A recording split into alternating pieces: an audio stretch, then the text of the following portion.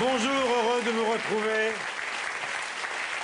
Si vous nous rejoignez pour la première fois depuis la rentrée, nous sommes déjà revenus depuis dimanche dernier. C'est la 17e saison de Vivement Dimanche. J'espère que vous serez toujours aussi nombreux à nous rejoindre. On se retrouvera évidemment dans Vivement Dimanche prochain. Beaucoup d'invités importants cette année. Nous avons commencé avec Evelyne Bouygues et Pierre Arditi. La semaine prochaine, ce sera Valérie Lemercier. Ensuite, ce sera Muriel Robin. Et puis France Gall. Et puis Christophe Willem. Et puis beaucoup de surprises.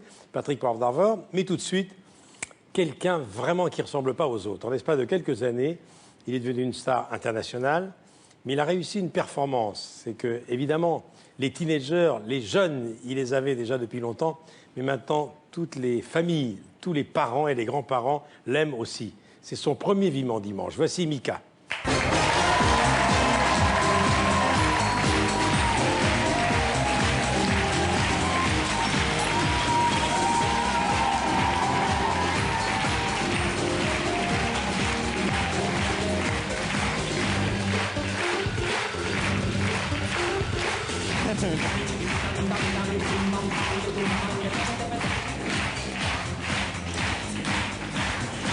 Là, c'est serré. Mika, c'est son premier Vivement Dimanche.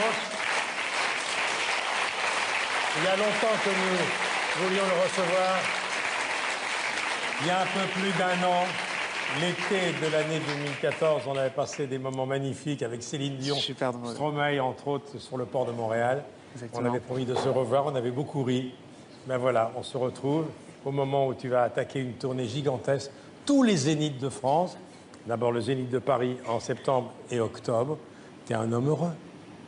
Ouais, très. Un homme heureux. Très. Je me sens extrêmement libre. Même je suis super occupé en ce moment et c'est un planning assez chargé. Je me sens très libre et je sais que ça, c'est un privilège. Alors, on va commencer par une chanson. La version française de ce titre, c'est « Je n'ai pas envie ». Ça m'étonne de toi, tu as toujours envie. Non, pas toujours. Non, là, oui. Non. Ouais. Là, ce soir, ça va. Ah ben, c'est bien. Mika.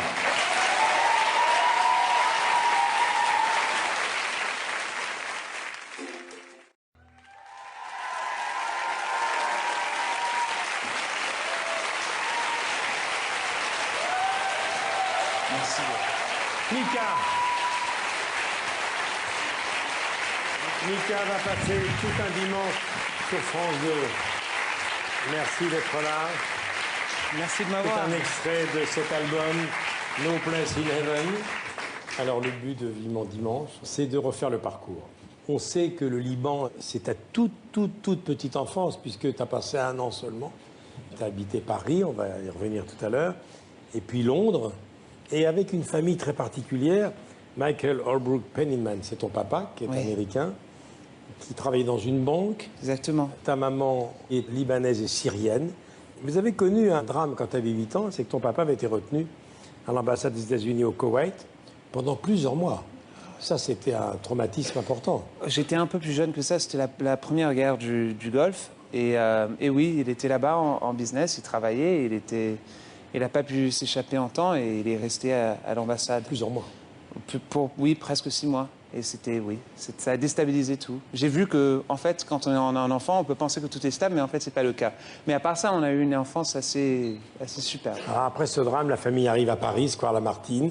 Tu vas rester combien de temps à Paris avant d'aller à Londres? Non, mais en fait, j'ai déménagé de Beyrouth avec ma famille. On a déménagé quand j'avais 1 an, quelque chose, et on est parti à Paris. Et à Paris, là-bas, on y était pour 7 ans.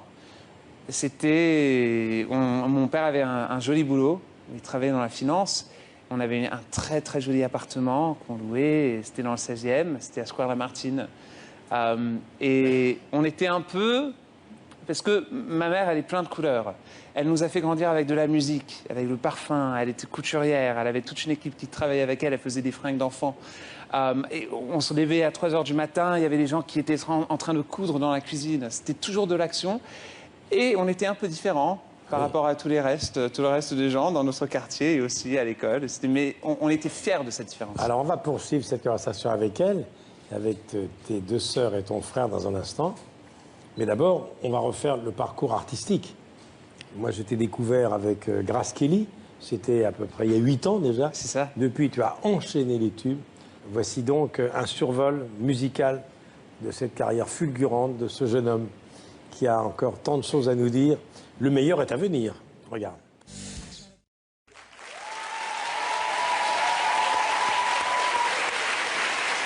Quelques tubes, dont Boum Boum Boum extrait de cet album. Quand tu regardes ça, en quelques minutes, on a survolé 8 ans de ta vie. Oui. 8 ans de ta vie. Il s'est passé des choses. Hein. Ouais. Quel est ton regard sur ces Je choses? regarde la manière que mon visage a changé. Je regarde mes cheveux. Parce qu'on s'en rend pas compte, en fait. On se rend pas compte de toutes ces choses, mais en fait... Moi, je regarde tes vestes. Moi. Ouais, toi, tu regardes mes vestes, je sais. C'est extraordinaire. T'aimes bien mes vestes ou non? Ben oui, mais on a une petite surprise à la fin de l'émission. C'est vrai que la première fois que je t'ai vu, Oui. j'étais très impressionné parce que tu avais un look qui ne ressemble pas aux autres. Mais là, on va en parler avec ta maman parce qu'elle est peut-être pour beaucoup. Parce que les premières idées vestimentaires, ça vient de ta maman. C'est ça. Alors on va accueillir maintenant ta maman Joanie, 2 de tes sœurs Zouleïka et Yasmine, et ton frère Fortuné. Voici la maman et ses enfants.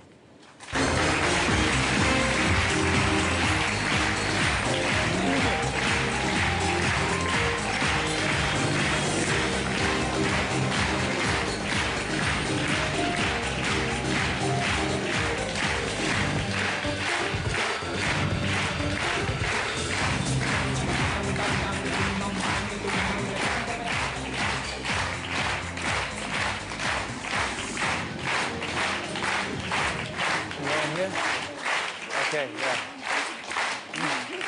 Bonjour, merci beaucoup. Vous me faites un beau cadeau. Je voulais qu'il soit là avec ses frères et sœurs. On pense à une de tes sœurs qui n'est pas là aujourd'hui, mais on l'embrasse. Elle est à Londres. Alors c'est vous qui commencez. Oh non, je ne savais pas qu'il y avait des questions. Si, il y a des questions. Finalement, c'est pas muet. Alors, est-ce que vous avez senti, quand il était tout petit garçon, que ce serait un artiste de scène? Oui, absolument. Parce que quand il était tout petit, au lieu de jouer avec les jouets, il bougeait tous les meubles de la maison et créait des scènes. Déjà. Et quand je rentrais à la maison, je voyais tous les meubles bouger et il y avait toute une scène créée dans la maison. Et je devais remettre tous les meubles après. Il avait 6 ans, 7 ans. Vous êtes libanaise et syrienne. On connaît le parcours, il nous a raconté tout ça. Est-ce qu'il y avait des artistes dans la famille? On chantait chez vous, dans votre famille? Non, pas vraiment, mais mon père adorait la musique. Et c'est lui qui m'a appris la musique arabe depuis mon toute petite enfance. Alors vous travaillez pour lui. Vous imaginez des tenues, vous travaillez sur son look aussi? Oui, un petit peu. J'ai travaillé un peu, oui. Quand il était petit, vous dessiniez déjà des tenues pour lui? Vous étiez déjà un peu couturière? Oui, quand ils étaient petits, je faisais les habits des enfants pour les grands magasins aux États-Unis. Et je dessinais pour eux aussi. Ouais. Et je fais des habits pour eux. Et vous avez continué? Parce que vous continuez à vous occuper de lui? Oui, toujours. Vous allez sur les tournées avec lui? Vous l'accompagnez souvent? Oui, je l'accompagne souvent. Je travaille avec lui. Et vous donnez votre avis sur son look, sur sa silhouette, sur les vêtements? Avec des grandes disputes, hein. Oui. En tout cas, je ne sais pas ses débuts, mais le résultat est spectaculaire. Alors maintenant, je vais me tourner vers Yasmine. Bonsoir. Quel âge avez-vous, Yasmine? Ah, je ne réponds jamais. Vous êtes une gamine. Oui, bien sûr. Qu'est-ce que vous faites, Yasmine? Je suis illustratrice. Et je travaille avec Mika sur beaucoup de ses visuels. Vous travaillez sur les albums, sur les pochettes également? Exactement. Donc vous avez pris des cours, vous avez fait une école de dessin? Non, j'ai dessiné depuis que je suis toute petite. Grâce ça, c'est vous, ça? Grâce à c'est ma vous, mère. tout ça? Oui. Waouh! Oui. Donc, enfant, déjà, vous aviez envie d'être dans le spectacle et de dessiner? Dans le spectacle, non. Je me cachais. Mais oui, c'est je une façon dessinais. d'être quand même dans le spectacle. Mais elle n'a pas étudié la peinture, elle a étudié le chinois. En fait. Vous parlez C'est chinois? vrai oui. Je parlais beaucoup mieux que maintenant. J'ai beaucoup oublié, mais oui, je parle chinois. Vous avez emmené en Chine vos enfants à une époque où peu de gens allaient en Chine. oui. C'est les années 80, même Oui, pas. ils étaient tout petits et Mika et les enfants ne voulaient pas sortir de la chambre d'hôtel. Ils avaient tellement peur. Alors on est resté 7 jours à l'hôtel, sans sortir. Et finalement, j'étais désespérée. J'ai pris un guide, un chauffeur, et ils sont sortis de l'hôtel et ils ont adoré. Et pourquoi vous vouliez emmener votre famille en Chine? Ah, parce Vous que... étiez fasciné par ce pays? Oui, au lieu d'aller à la plage, rester au soleil, je voulais qu'ils apprennent quelque chose. Ah, ça, oui. Toujours. Et donc, vous parlez Quand chinois. on voulait des vacances à la plage. Hein. Non, on n'avait pas le droit. Et tu parles un peu chinois? Moi, j'ai étudié pendant 9 ans. Je parle pas du tout. C'était un désastre. Tu as déjà chanté en Chine? Tu es déjà allé? Oui, j'ai fait ma première tournée en Chine il y a quelques mois. Et j'espère d'y aller encore une fois l'année prochaine. Tu sais que lorsque tu te produis à la télévision chinoise, tu rassembles 1 milliard de téléspectateurs. Exactement. Ça fait rêver les patrons de chaîne, ça. Fortuné. Oui. Qu'est-ce que vous faites, vous? Moi, je suis architecte. Je viens de terminer mes études. Ouais. À Londres. Ouais. Vous suivez de très près la carrière de Mika. Vous allez au concert souvent, vous l'accompagnez Bien sûr. partout. Bien sûr, quand je peux. Il vous étonne? Il vous surprend? Ou est-ce Toujours. qu'il était déjà comme ça, gamin? Je pense il était toujours comme ça. Il y avait toujours cette partie du spectacle. Quoi. Alors la Benjamine, c'est Zuleika. Qu'est-ce que vous faites, Zuleika, non? Moi, je fais des bijoux. Je dessine les bijoux et je fabrique. Designer en joaillerie. Ce qu'elle est en train de porter. Oui, je vois. On va avoir un petit document de Mika adolescent, des archives personnelles. En 1997, tu as déjà une voix incroyable et déjà, ce que tu portes sur la tête est assez décalé aussi.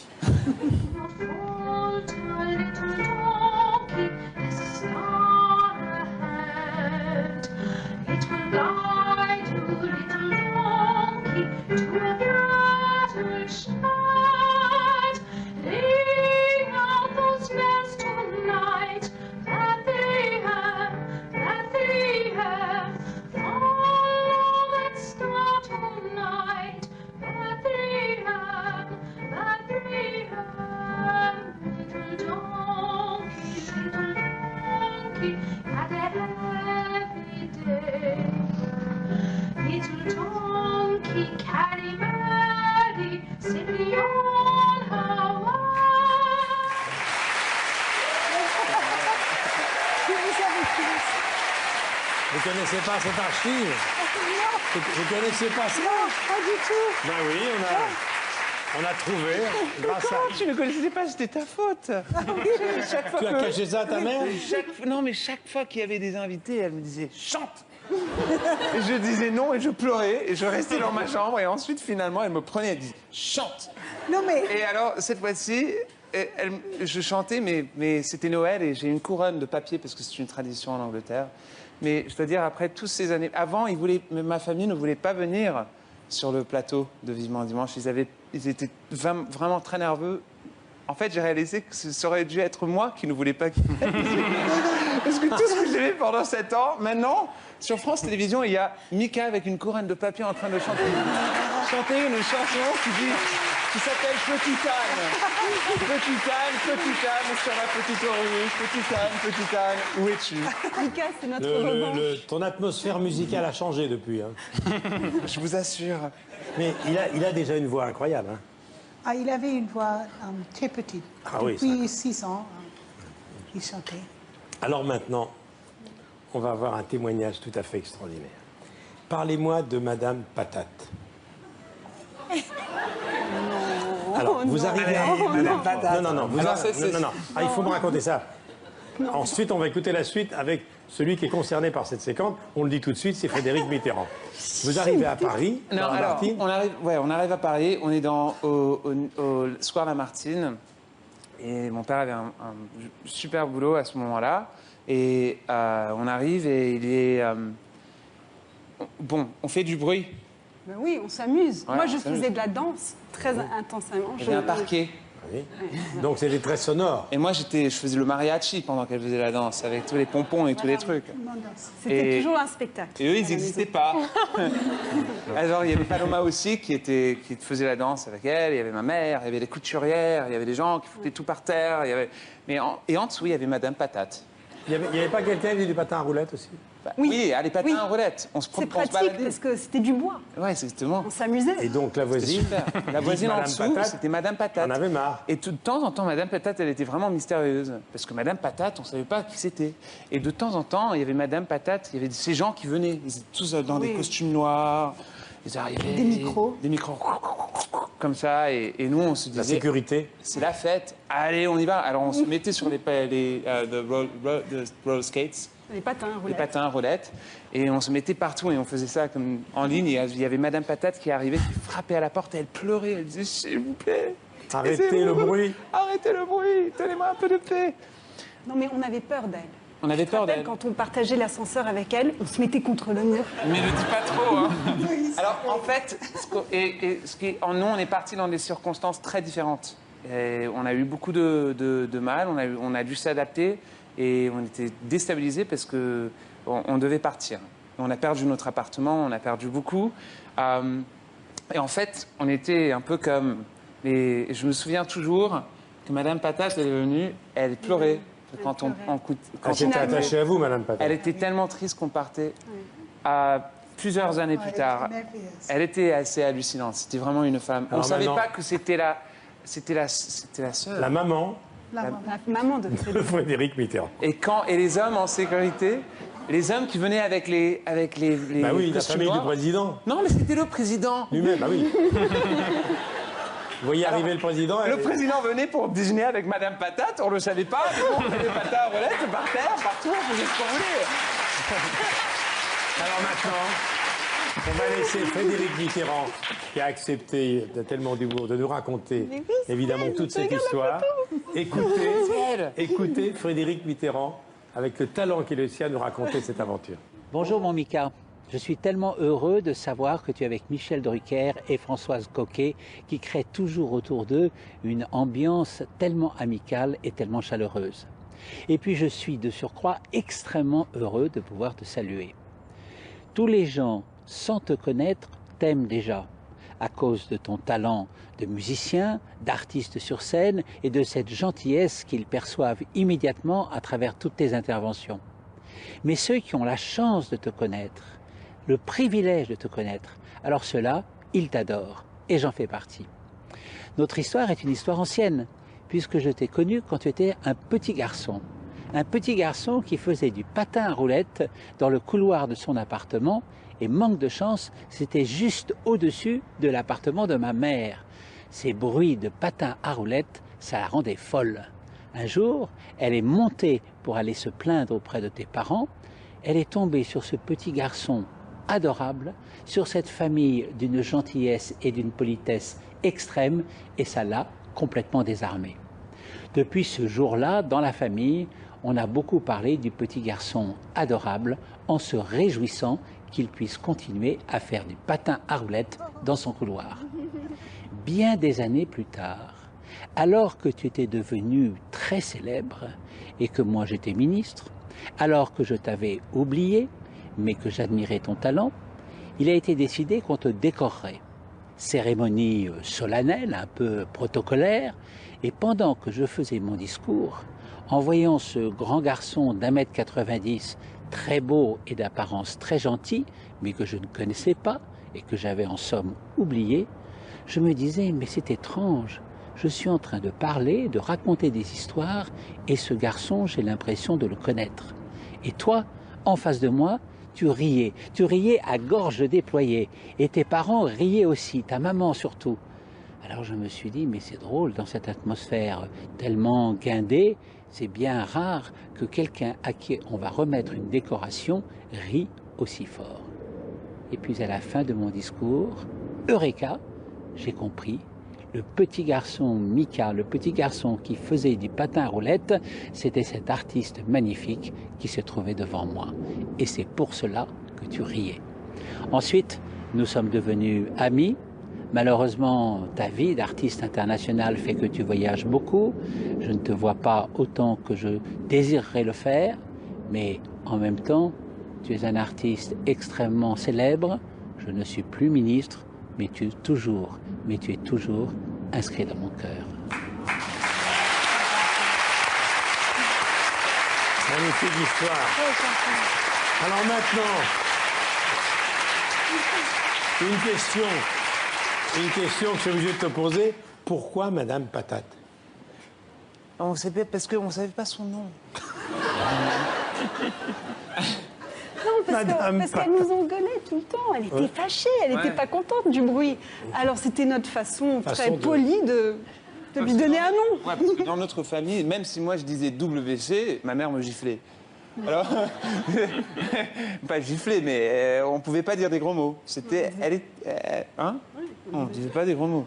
Alors, je dis quelque chose de mauvais. Donc vous vous souvenez d'avoir croisé François Mitterrand certains soirs? Ah oui, mais je me souviens que quand les gens venaient pour visiter Madame Mitterrand, mes enfants se mettaient en bas de l'escalier avec un rouleau de billets et ils demandaient aux gens d'acheter les billets avant de monter à l'étage. Vous vendiez des billets pour voir le président passer. Il était gonflé quand même. Mais ils ne savaient pas que c'était. Ils ne savaient pas que c'était. On mettait une table avec une caisse. On avait inventé une caisse. Oui. Mais vous ne montez pas, hein? C'était les rouleaux de vieux billets de cinéma. C'est une histoire extraordinaire. Qu'est-ce que c'est bien raconté, hein. On remercie encore Frédéric Mitterrand, qui est un conteur magnifique. Alors, maintenant, on va parler du Liban. J'ai voulu que Mika nous fasse découvrir la cuisine libanaise. Ah, bien. Donc avec Françoise Coquet, on a cherché, comme c'était encore au mois d'août qu'on a fait ce tournage, à la fin des vacances, un restaurant libanais. Et on a trouvé un restaurant, Fadi al-Adjami, et j'ai voulu que Mika nous initie à la cuisine libanaise. Regardez, c'est assez particulier, parce que je ne savais pas qu'on cuisinait avec les mains, surtout quand on prépare des salades. Oui. Mika adore cuisiner avec les mains. Il adore cuisiner avec les mains, c'est un peu surprenant, regardez. Et on va vous faire goûter ce qu'on a préparé. Ah oui. Et vous nous le direz franchement. Vous nous le direz franchement, hein, t'inquiète pas, hein, franchement. Parce que c'est assez spécial, regardez.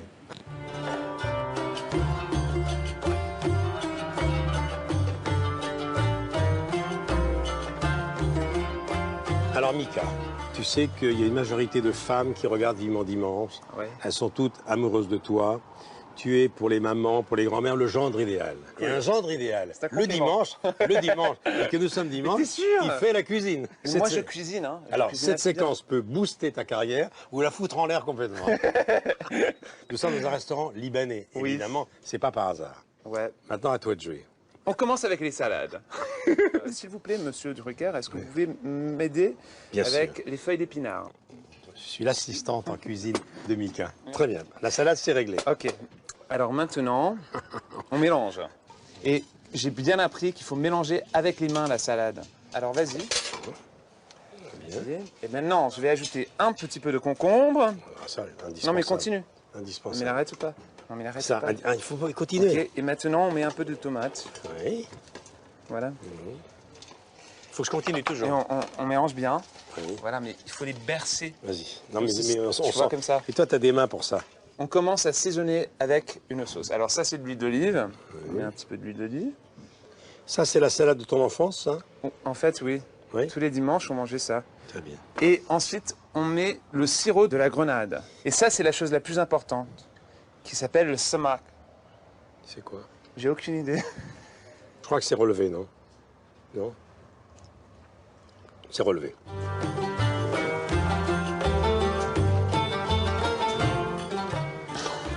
Alors? Il manque quoi? Je pense qu'il manque un peu plus de samak. J'ai senti. C'est un peu sucré, salé. J'ai C'est un senti, peu oui, c'est bizarre. ça. C'est bizarre, hein? Maintenant, c'est la grenade. C'est la grenade. Les pépins. Oui. Alors voilà. Vas-y. Un petit peu comme ça. Alors maintenant, on met ça dans le bol. Et voilà la salade. C'est magnifique. Et maintenant, on va faire un tabal. Déjà un peu préparé.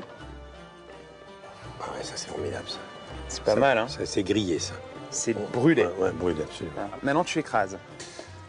Vous êtes très tactile, les Libanais, vous. Hein? C'est vrai, hein? C'est vrai, dans quel sens? Mais non, mais vous avez une façon, T'as eu une expérience? façon sensuelle de faire de la cuisine. Alors voilà, on fait ça. Alors, on met un petit peu de citron. Attends, est-ce que je mets un peu de sel? Oui. Un petit peu de tahini. On met aussi des pépins de sésame. Alors, qu'est-ce que On peut faire joli. Oui. Et tu es sûr que ça se mélange, ça? Non. La grenade et les aubergines, ça va ensemble. Ouais. Alors ça évidemment, si vous venez dans un restaurant, on ne va pas vous servir ça. Mais si vous allez déjeuner chez Mika, oui. De quoi tu parles? C'est pas gentil ce que tu viens de dire. Mais si, absolument. Mais tu l'as dit avec un sourire. Voilà. Alors maintenant, on va faire un test. Dites-nous la vérité, si c'est bon ou Moi, c'est pas je bon. vais dire- Oui, vous allez Oh là goûter. là. De toute façon, C'est il y a un ça- grand pro qui C'est arrive ce que vous derrière. avez cuisiné il y a un mois? Oui, voilà. Non, pas il y a un mois, pas il y a un mois. Non, on l'a mis au réfrigérateur, voilà. Vous allez goûter. Voilà. Maintenant, vous allez goûter, vous. Et dites-nous la vérité. Il peut tout entendre, Mika. Moi, j'ai eu l'impression de me laver les mains avec des aubergines, mais Non, mais c'est bon, c'est délicieux. c'est bon. Oui, délicieux. Vraiment? Oui. T'as du bol, hein.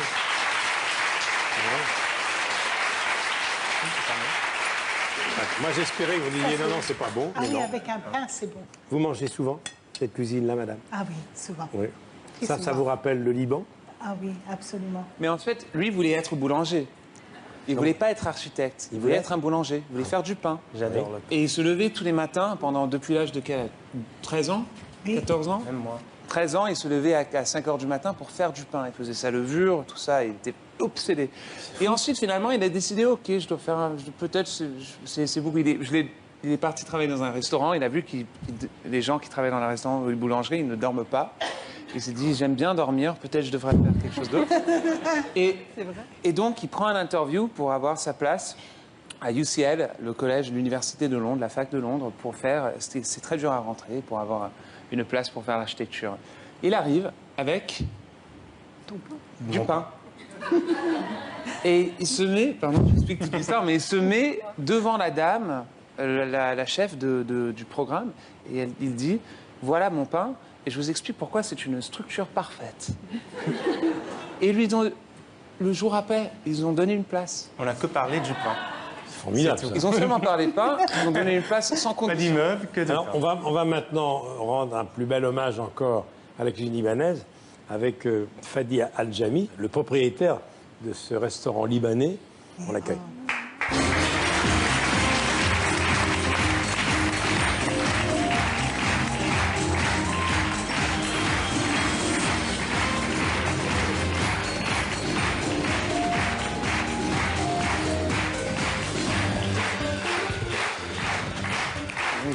Fadi.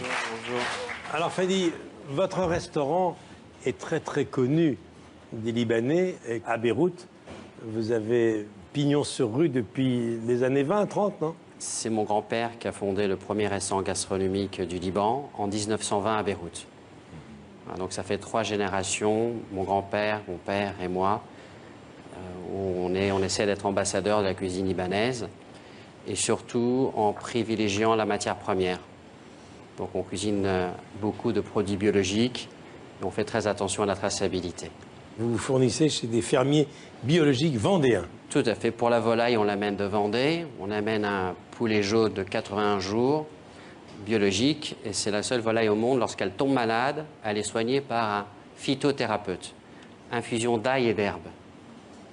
Fou, ça. Et on arrive au même taux de mortalité que les volailles qui prennent les antibiotiques tous les jours. Et avant de la battre, on lui fait une petite anesthésie au cou pour qu'elle ne souffre pas. Happy chicken. Voilà. Happy chicken. Donc votre cuisine est artisanale et à l'ancienne. Alors, on va regarder quelques plats qu'on va commenter ensemble. Ça, c'est le houmous. Ça, c'est le houmous, C'est exactement. quoi le houmous? C'est une mousse de pois chiche à la crème de sésame et au citron pressé à la main. C'est notre recette secrète depuis 1920, Très sans bien. ail. Ça, c'est le shawarma Al-Jami. à Jamy. Votre spécialité, ça. Tout à fait. C'est du Black Angus irlandais biologique qu'on marine au jus d'orange pressé à la main, aux épices et qu'on braise à petit feu. Les fameux kébés, les ellipses d'agneau au blé concassé. Et ça, c'est le dessert. Ah, ça c'est bon. Oui. Mais comment ça s'appelle? Osmalié, C'est super bon. 100% calories. Alors, c'est pas fini. On a voulu terminer cette séquence avec encore des plats que vous nous avez emmenés. Pascal Lemoigne, qui a des origines libanaises, va nous amener tout ça. Alors, ça, c'est quoi, ça, monsieur? Alors, c'est un peu ce qu'on a fait, nous, mais en mieux. C'est le caviar d'aubergine rôti au four avec ses grenades par-dessus, Oui. citron pressé, crème de sésame. et vous avez la fameuse fattouche, la salade de crédité à la grenade et à la mélasse de grenade. C'est beaucoup mieux que la nôtre. Hein. Il me semble, hein, il me semble. C'est un peu honteux. Je vous remercie infiniment d'être venu, vous avez tenu votre promesse. Est-ce qu'on peut dire que votre maman, c'est le socle de la famille? Ouais, Absolument. c'est elle. C'est-à-dire que tu n'aurais pas fait la même carrière sans elle? Non, mais bien sûr, ma mère et mon père, ils sont des accomplices. Oui. Ils s'entendent d'une manière, ça fait des... je ne vais pas dire ton âge, mais ça fait beaucoup de temps qu'ils sont ensemble et ils sont vraiment des accomplices. Et donc, ensemble, on est absolument... On est la famille qu'on est grâce à eux et on fait ce qu'on fait totalement grâce à eux. Vous le suivez pratiquement partout. Et vous êtes beaucoup en voyage avec lui. Ouais. Vous avez... Mes amis, et nos amis en général, Oui. les amis anglais, en principe, quand on rentrait de l'école et ils venaient nous voir en famille, ils voulaient rentrer chez eux. Parce que un jour, quand j'ai demandé à un ami, pourquoi est-ce que tu veux rentrer chez toi, il a dit, mais chez toi, tout le monde se dispute. Mais je dis, on ne dispute pas, on parle. C'est ça, on parle comme ça. On est une famille qui n'a... on n'est pas combatif, mais on dit les choses. En même temps, on avait combien d'amis qui vivaient chez nous? Oui. Qui Ouais, ne pouvaient jamais partir. Ouais, en fait, la Alors, on famille, avait on est sept. cinq enfants, mais en fait, il y a probablement comme 7, 8 en total, en plus, parce qu'ils s'en vont pas. Même Madame Patate était triste quand vous êtes parti. Ouais. Quelle est sa principale qualité? Il a beaucoup de qualités, je dois dire. Ouais. Et son principal défaut? Il est impatient? Ah oui. Ouais. Il est perfectionniste à un Ouais. point d'être impatient. C'est facile de travailler avec lui quand vous lui soumettez un petit peu toutes les idées de pochette. Souvent, c'est des discussions. facile, non. Pas facile. Non, c'est pas facile. Pas facile. Est-ce qu'il est perfectionniste? Je le suis aussi. Et ça fait que... Ça fait des arguments, des débats assez... Mais quand même, les gars, on s'amuse, non? on s'amuse beaucoup. Dites-moi, est-ce que... Une fois que c'est fait. Demandez à Fortuné, vous habitez tous la même maison à Londres? Non, un peu pas. Pas la même maison, mais À côté de à nous. côté. Vous voyez beaucoup? C'est rare qu'on est tous à Londres en même temps.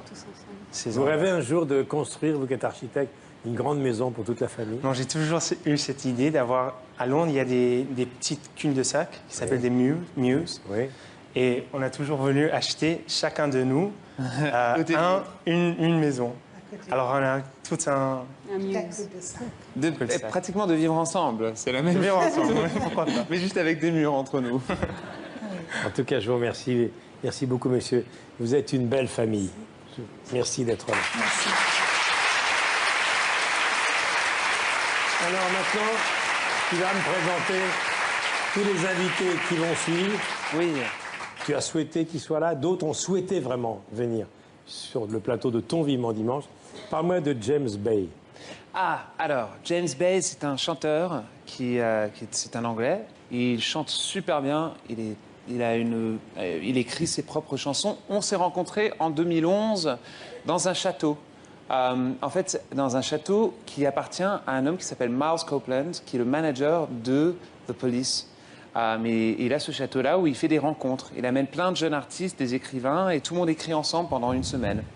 On écrit une chanson, on l'enregistre le même jour, et le soir, pendant qu'on est en train de manger notre dîner, on écoute les chansons dans la salle à manger. Et il y a quelques années, j'étais avec James, et j'ai entendu ce jeune chanteur.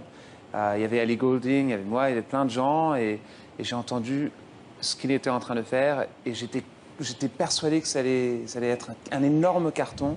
Je suis allé à mes maisons de disques et j'ai dit, allez-y, donnez-lui tout ce qu'il veut, allez-y, signez ce jeune homme. Il a signé avec On Universal. l'avait déjà repéré sur YouTube. Ouais. Déjà, hein? Il Comme est beaucoup hallucinant. d'artistes. Hold Back the River. Voici James Bay. Merci beaucoup.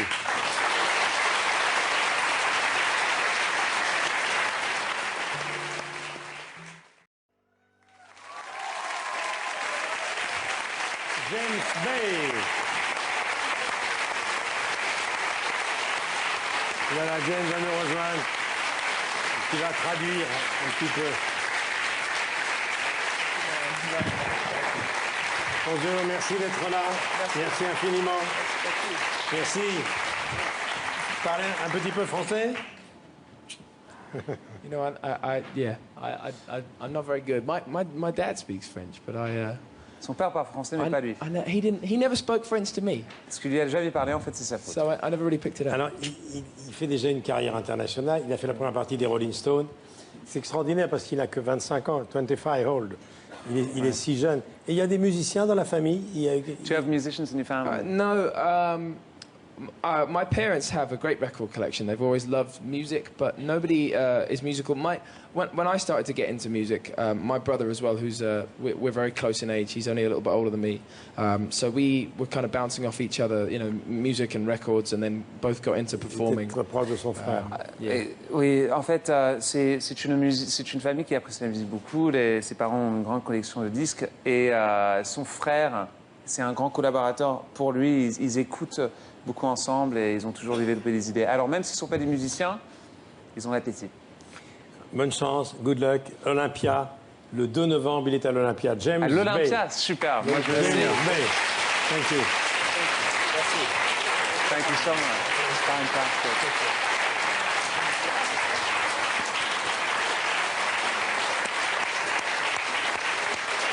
Dans quelques instants, on va accueillir Léa Salamé. On a reparlé de son pays d'origine, mais d'abord, tu voulais qu'on dise un petit mot du prix Nobel de la paix 2014. Cette jeune femme qui l'a obtenu, elle avait 17 ans, Malala Yousafzai. Oui, c'est une jeune fille qui est... Moi, quand tu m'as invité à faire un Vivement Dimanche, je me suis dit que ce serait bien de parler des choses qui sont inspirantes. Des jeunes musiciens comme James, que lui, je le trouve super inspirant. Ma culture, que je trouve mon enfance. Tous les trucs où je prends de l'inspiration. Cette jeune fille, elle est extrêmement inspirante. Avec son histoire, avec sa manière d'être, avec sa force. Elle est assassinée par les talibans. Exactement. Elle a eu le prix Nobel à 17 ans. Elle a été soignée en Angleterre, d'ailleurs. On va remettre des images. Et maintenant, sur c'est tout un ça. symbole. On regarde ça. Malala a attendu la fin de sa journée de classe et en une phrase, elle est venue résumer devant la presse son combat. J'avais deux options dans ma vie. La première, me taire et attendre d'être tuée. Et la deuxième, prendre la parole et ensuite être tuée. Et j'ai choisi la deuxième option. La jeune Pakistanaise a donc pris la parole et a fait de son destin un emblème pour l'éducation des filles. Malala a 11 ans lorsque sur son blog, elle commence à défier les talibans qui interdisent l'école aux filles. Leur sanction va être radicale. Il y a 2 ans, ils lui tirent une balle en pleine tête sur le chemin de l'école. Tout un symbole. Soignée en Angleterre, l'histoire de Malala fait le tour du monde. Elle devient une icône pour l'éducation des petites filles. Quand le droit d'aller à l'école nous a été retiré, le terrorisme s'est installé. Et ce que les terroristes craignent le plus, c'est le pouvoir de l'éducation. Avec un incroyable aplomb, la jeune fille qui voulait juste aller à l'école prend la parole à l'ONU et force l'admiration de tous. Nos stylos et nos livres sont nos armes les plus puissantes. Un enfant, un professeur, un livre et un stylo peuvent changer le monde.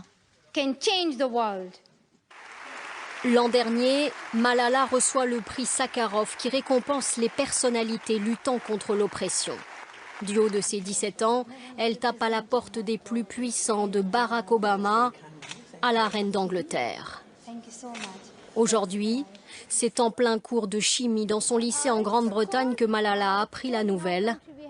Un droit à l'école, chèrement acquis. Voilà, Malala, prix Nobel de la paix à 17 ans. Le symbole de la lutte absolument pour l'éducation des filles et contre les talibans. Alors maintenant, on va accueillir une journaliste que les Français aiment de plus en plus. Elle aussi, elle a un rapport très fort avec le Liban. Je crois qu'elle est née pendant la guerre au Liban. Elle est venue en France plus tard. Vous l'écoutez sur France Inter tous les matins. Elle est la complice de Laurent Ruquier sur ce plateau, d'ailleurs. On n'est pas couché, avec cette année Yann Moix. Voici Léa Salamé.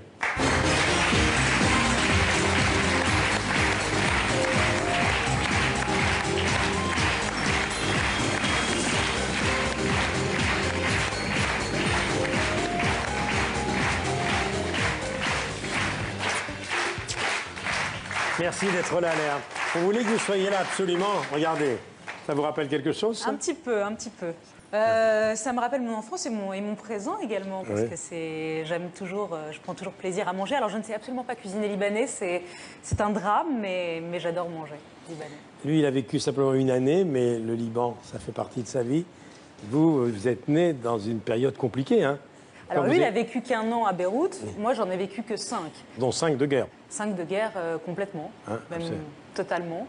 Mais d'abord, je voulais vous dire que je suis très heureuse que Mika m'ait invitée pour venir parler du Liban, parce que c'est vrai qu'on n'a pas souvent l'occasion d'en parler. Moi, j'aime pas trop en parler parce que c'est pas mon job et que voilà, c'est pas son job d'exhiber en permanence son identité et ses origines. Mais là, dans ce cadre-là, je trouve qu'il donne une très belle image du Liban. Et on ne se connaît pas, Mika et moi. On s'est vu une fois sur le plateau de Laurent Ruquier avant les vacances. Mais on se reconnaît. Il y a quelque chose en lui, quand il a débarqué cette bête musicale sur la scène musicale avec son album Grace Kelly. Bien sûr, j'ai vu son talent, j'ai vu sa musique, j'ai vu sa beauté, sa présence, mais j'ai vu aussi autre chose. Je me suis reconnue en lui. On ne se connaît pas, mais on se reconnaît. Je pense qu'entre Libanais... Absolument. Et... Il y a une sorte de radar. Il y a, voilà, il y a quelque chose de... C'est étonnant, ça. Mais c'est quelque chose dans... Je sais pas, ça doit être quelque chose dans le visage. Je trouve pas que quand on rentre dans un restaurant, on entend un tout petit bruit, chou, un truc comme ça, et on dit, c'est où les Libanais? Ou on regarde cette manière de parler dans le visage. Il y a quelque chose, même, par exemple, je peux connaître quelqu'un à Sydney, et je les regarde et je dis, vous avez du Libanais dans vous. Exactement. Il y a quelqu'un qui est Libanais. Comme moi. Et c'est quelque chose, je pense, dans le visage, une forme de rondeur, quelque chose dans les yeux, une petite mélancolie peut-être dans les yeux. Un truc qui déborde et à la fois très pudique. Je ne peux pas vous expliquer. Et puis vos origines, c'est le Liban et l'Arménie. Oui, ma mère est d'origine arménienne, absolument. Tout ça, c'est des choses qu'on n'oublie pas, même quand on a vécu 5 ans seulement dans un pays, je crois qu'on n'oublie jamais. Non, on n'oublie pas, et puis ça nous donne une force. Les souvenirs de la petite enfance, ils reviennent de façon très précise quand le temps avance. Oui, mais c'est une des caractéristiques des Libanais, c'est leur résilience. C'est pas un peuple qui va... je ne crois pas qu'on est dans le traumatisme. On ne regarde pas derrière, on avance. On ne regarde pas, on avance. Il faut tracer. Et ce qu'on a comme souvenir des moments difficiles, des moments de guerre, des moments d'exil, il nous porte, en fait. Ça nous donne cette force pour avancer, mais ça ne va pas nous bloquer, ça ne va pas nous tétaniser. Et ça, c'est le cas de tous les Libanais que je connais. Tu voulais interroger Léa. Tu voulais lui poser 2 ou 3 questions sur l'actualité. Quand j'ai invité Léa, et on en a discuté, et ensuite je l'ai parlé avec elle, tout de suite, Léa m'a dit quelque chose de très touchant.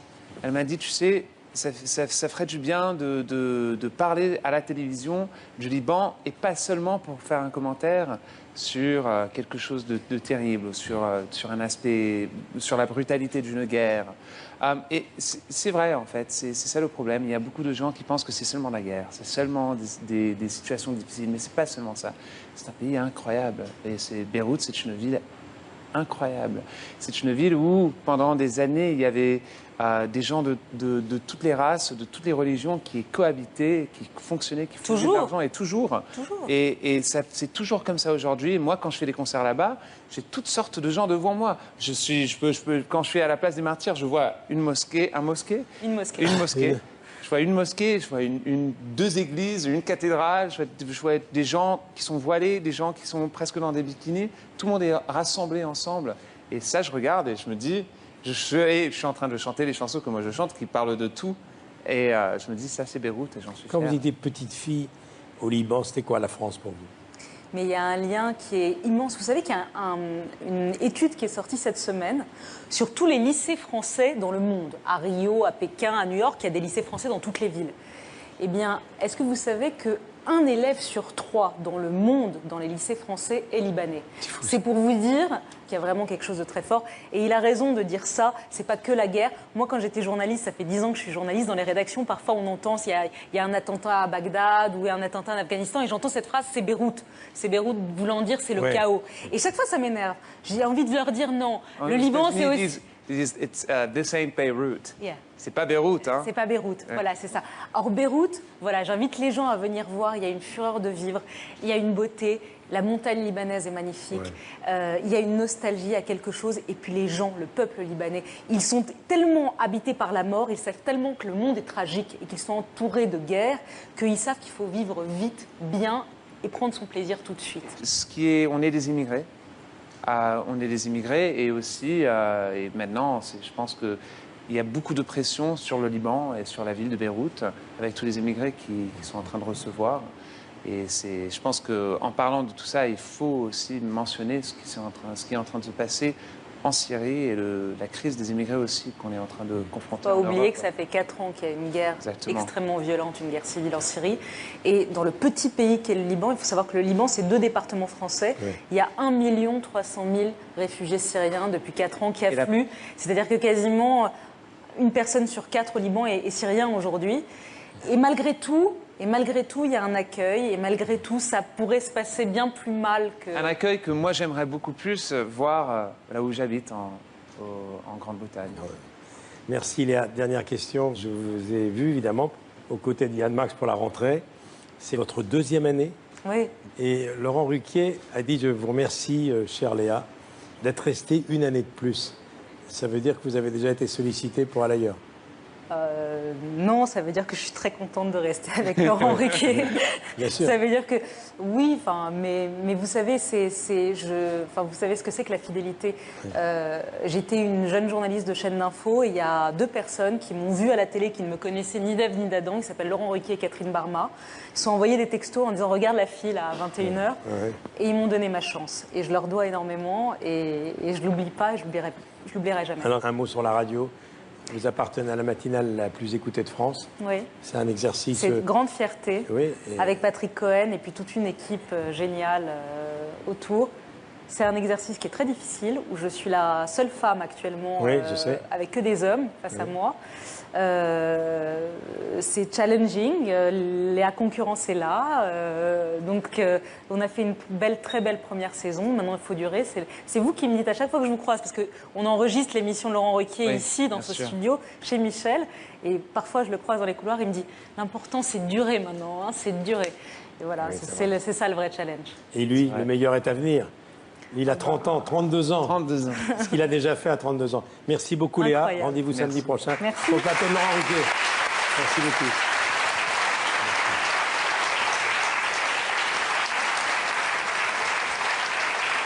Alors maintenant, un duo. Ils ont souhaité venir sur ce plateau. Patrick Fiori, Patrick Bruel. Ils ont eu l'idée, c'est un concept, Fiori est à l'origine, des duos de grandes chansons corse. On les retrouve tous les deux. Corsica.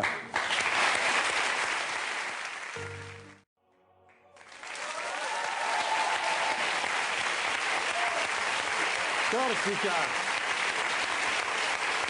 Patrick Bruel et Patrick Fiori.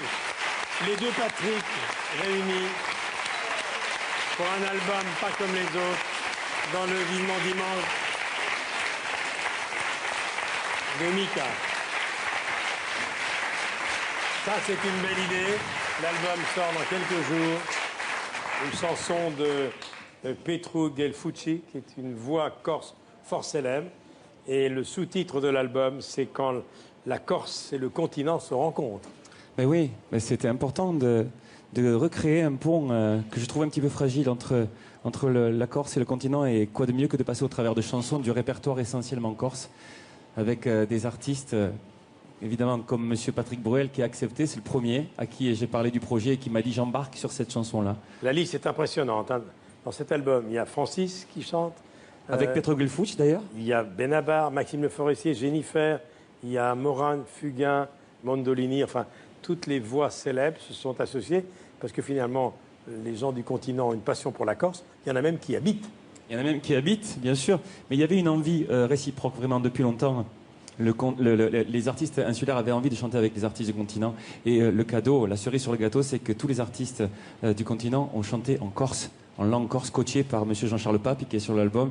Et vraiment, ça donne un album assez bouleversant pour moi, puisque je suis légitime aujourd'hui pour faire ça. Je suis mezzo-mezzo, je suis moitié-moitié. Je suis moitié corse, moitié arménien, mais voilà. Alors Patrick, le 13 août, je connais des gens qui sont allés te voir là-bas, ont traversé, parce que tu as chanté à Bonifacio. D'ailleurs, on a des images.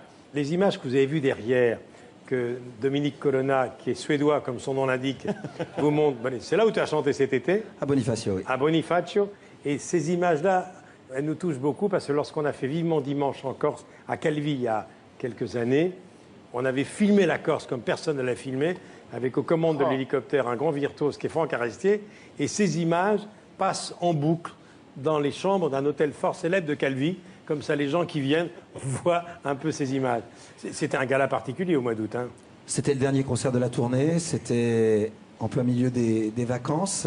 J'avais, comme très souvent, pris le bateau pour tourner autour de la Corse. J'y vais depuis que je suis tout petit, en Corse. La première fois, j'avais 6 ans, à Pietro, au nord. Pas loin de là où on a tourné le clip, d'ailleurs, en Castagnide. Et j'ai vraiment eu beaucoup de plaisir à faire ça, beaucoup d'envie. D'abord par affection pour Patrick, qui a si joliment présenté ce projet, et puis par amour pour la Corse, où je vais depuis si longtemps, où je suis si bien accueilli. Et c'est vrai que d'aller à Boniface pour terminer la tournée, Patrick soit venu faire cette chanson, si importante, si belle. Cette chanson, je l'ai découverte il y a une vingtaine d'années. Une nuit à la radio, j'ai entendu ce titre, je ne savais pas ce que c'était, j'ai recherché, et puis 2 jours après, je suis allé acheter l'album. Et cet album était chez moi depuis toujours, et cette chanson est merveilleuse. Et Petro Gelfuc est une icône, une image absolument incroyable en Corse. Et quand Patrick m'a parlé de ce projet, il m'a dit voilà, j'ai un projet avec des chansons corses, alors on pourrait réfléchir. Je dis non, moi d'abord oui, je vais le faire, mais on réfléchit pas. Je veux chanter Corsica, qui est une chanson très importante, mais je ne mesurais pas la difficulté. Et c'est au studio quand je suis arrivé où j'étais un petit peu inquiet, mais Jean-Charles Pape, qui a été incroyable, m'a coaché, m'a aidé. J'ai dit à Patrick, si je suis à la hauteur, allons-y. Bah après l'Opéra Garnier, de toute façon, c'était juste une plaisanterie, quoi. Cet album magnifique, qui réunit le continent et la Corse, sort le 25 septembre. Le 25 septembre. C'est un album événement. Tu veux encore dire un mot sur la Corse, qu'on ne dit pas assez d'ailleurs? Oui, il y a des choses que parfois il est important de rappeler. Pendant la Deuxième Guerre mondiale, aucun juif n'a été déporté de Corse. Et il y en avait beaucoup qui étaient allés se réfugier là-bas, qui ont été protégés, qui ont été sauvés. Et la Corse attend sa nomination à Yad Vashem pour être reconnue comme île des justes. Île des justes, bien sûr. Et ce serait je légitime. trouve ça très, très émouvant et très beau de le rappeler de temps en temps. Voilà. Absolument. Merci beaucoup. Merci Mika. Merci de nous avoir accueillis. Merci à toi. Merci Patrick. Ciao.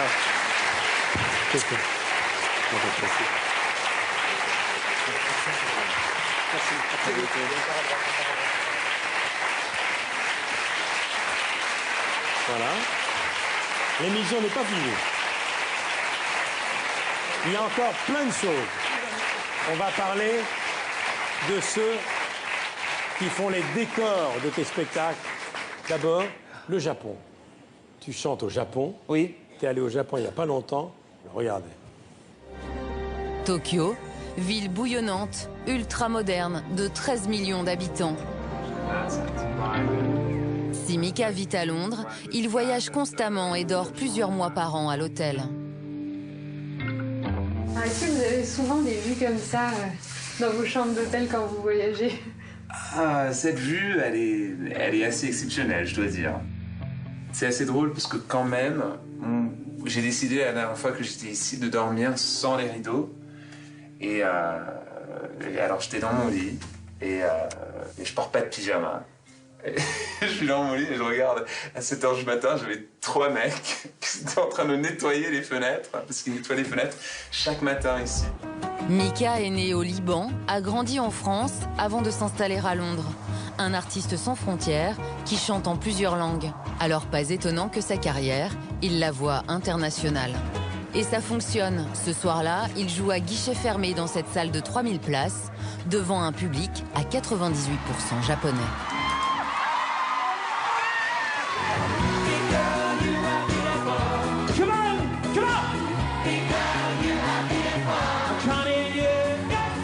I'm talking about blue eyes, what's the matter, blue eyes, what's the matter. La veille, il jouait devant 15 000 personnes à Séoul. Malgré le rythme, la fatigue, le décalage horaire, ce soir-là, il va rester 2 heures sur scène et se dépenser sans compter.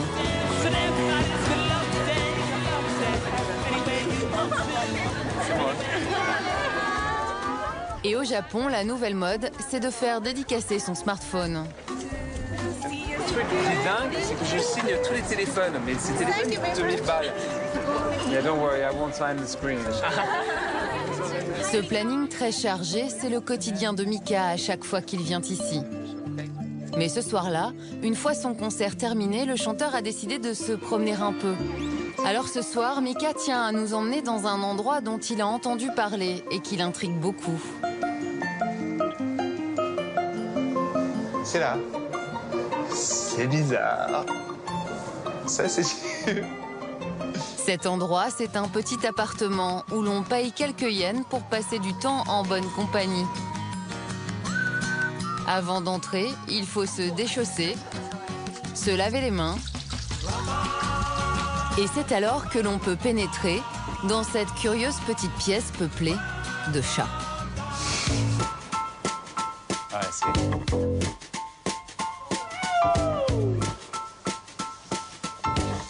Il y avait une voisine à côté de chez moi, à Londres, qui habitait comme ça. Elle avait 11 chats. Et aujourd'hui, on a payé pour entrer dans l'appartement de cette voisine, il me semble. Honnêtement, j'ai jamais vu un truc pareil. C'est un concept qui fait peur. Et il y a un truc en plus que vous ne comprenez pas, c'est que j'aime même pas les chats.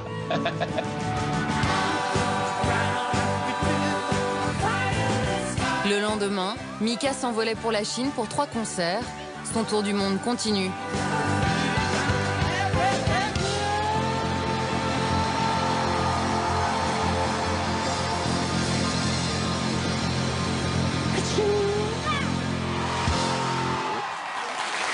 C'est extraordinaire. C'est extraordinaire. T'as payé cher pour... Non, ils ont dit dans le reportage quelques yens. Oui. Presque 400 €. C'est comme 320 € parce qu'il y avait moi, il y avait 3 personnes dans l'équipe. Alors on était 4 ou 5. Et donc, ouais, 5 personnes, c'était très simple. C'est un peu... Ils exagèrent un peu. Je sais quoi t'offrir pour ton anniversaire. Je vais t'offrir 2 chats persans. Je voudrais qu'on reparle de la scène et de l'atmosphère qu'il y a sur tes concerts et des décors.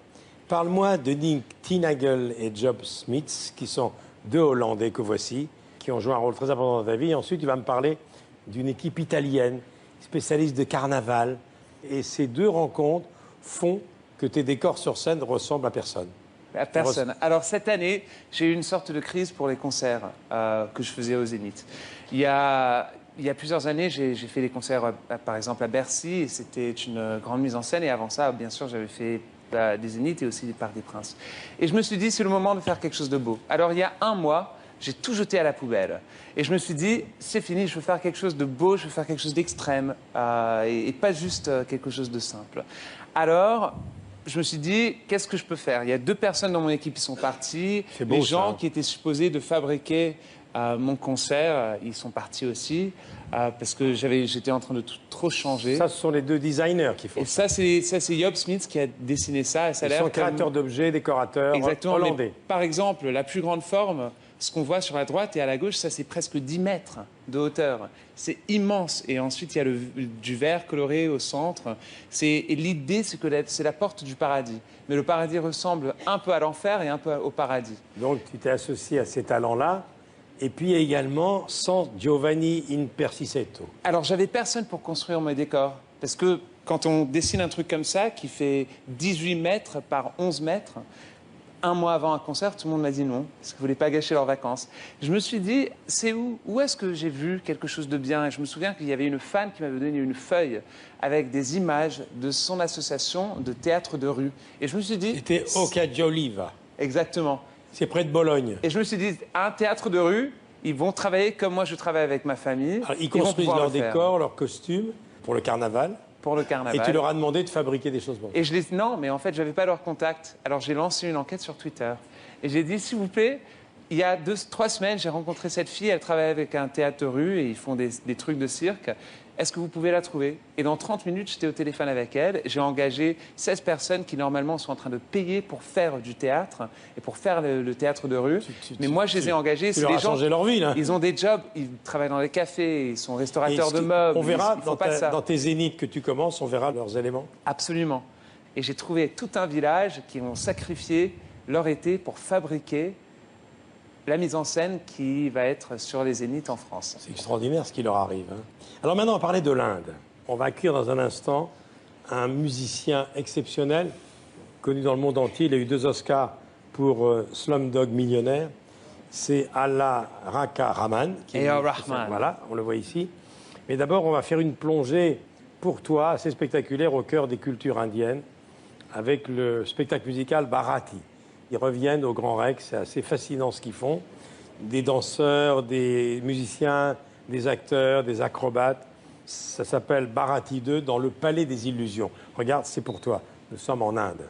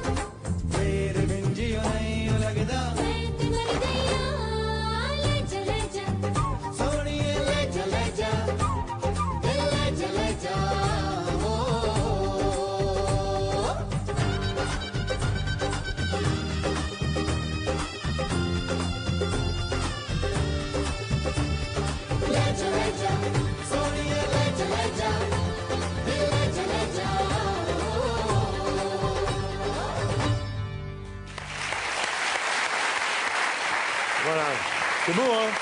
C'est bien. La troupe Bharati est en tournée dans des zéniths. Vous allez vous suivre, ou tu vas les précéder. Ils sont là bientôt, au début de l'année. Ils seront au Grand Rex également. Alors maintenant, puisqu'on parle de l'Inde, on va accueillir quelqu'un que le monde entier connaît, mais on ne le connaît pas physiquement, comme Exactement. tous les grands compositeurs. C'est Allah Raka Raman. C'est lui qui a écrit la musique de Slumdog Millionnaire, qui est l'histoire de ce petit Indien qui grandit dans les bidonvilles et qui va participer au fameux jeu Qui veut gagner des millions. Voici ce musicien exceptionnel, Allah Raka Raman.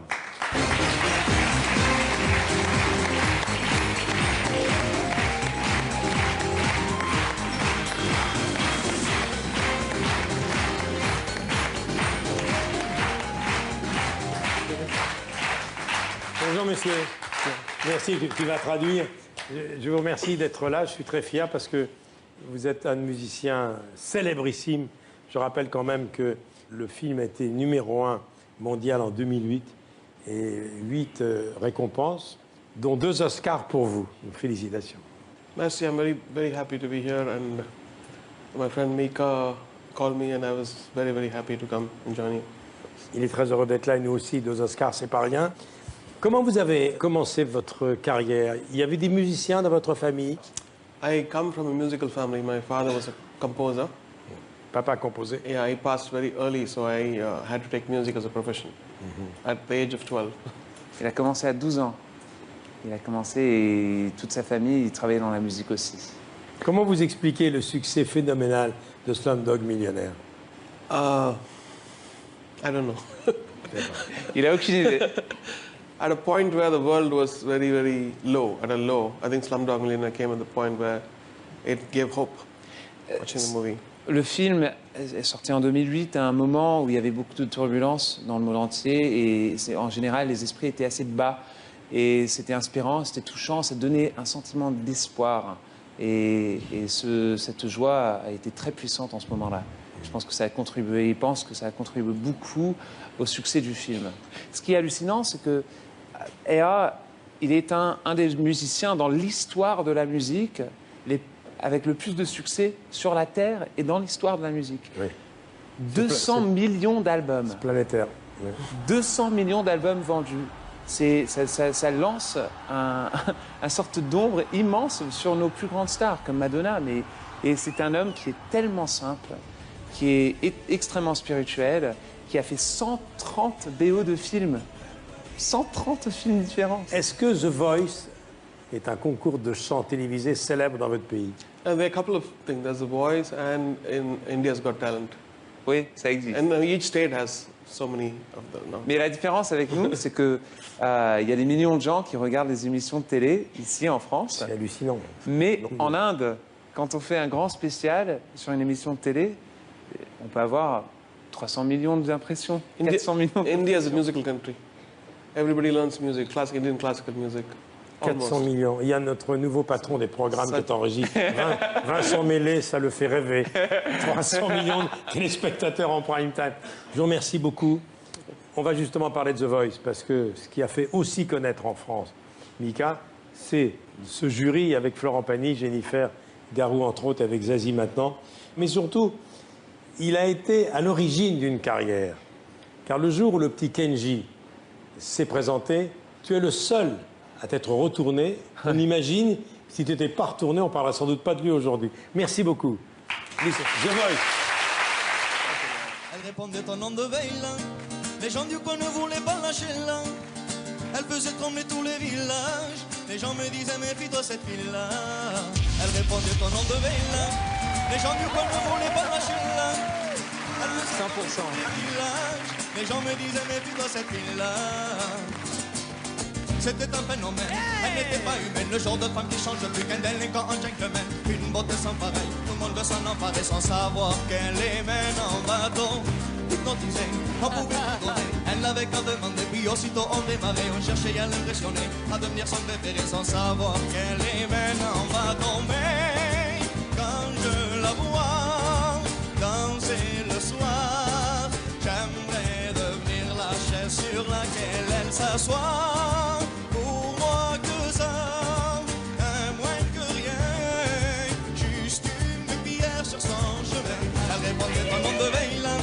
Les gens du coin ne voulaient pas lâcher là.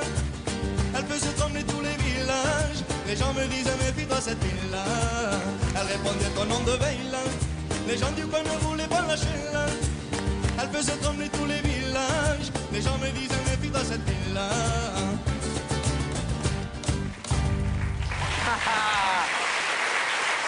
C'est drôle de revoir ça.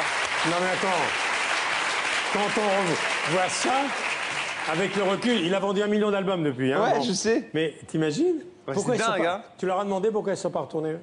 Non, mais oui, tellement de fois. Ils m'ont pas répondu. Mais la vérité, c'est que je me suis retourné, parce que j'adorais ce que j'entendais. Et aussi, là, avec son vibrato, il avait tout. Alors, il avait toutes les qualités que je cherchais. Et aussi, je pense que là, cette chanson belle à réinterpréter de cette manière, avec cette gorge ouverte, je me suis dit, là, il y a quelqu'un qui s'exprime. OK, il n'y a pas de blocage, c'est quelqu'un... Je peux me retrouver dans ce mix de culture. Alors, je me retourne, je suis là et je regarde ce que je dis et je me dis, OK, on y va. Celui-là, il y va. Alors, je suis généreux avec mon opinion et je commence à même... J'y vais, rien, Jennifer me fait ça. Et ensuite, alors, je me lève et je commence à danser. Et tout d'un coup, pour les faire retourner, parce que je voulais en discuter. Et je danse et je regarde et je vois que personne n'est en train de danser. Alors, j'arrête, je m'assieds, je fais ça. Non, et mais je me dis, mais... Revoir ça, c'est extraordinaire. Si tu te retournes pas, t'imagines?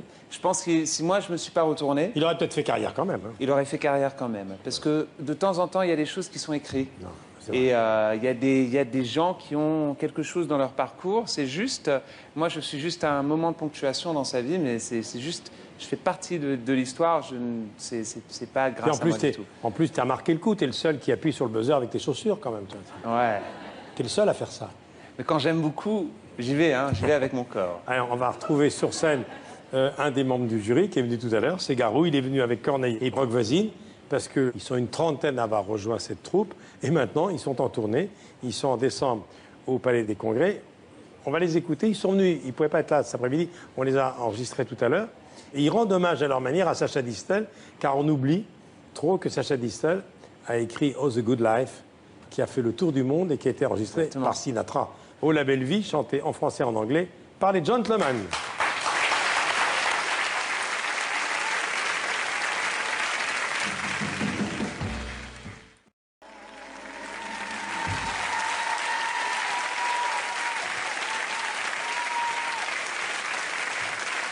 Forever Gentlemen, Corneille, Garou, Brock Voisine.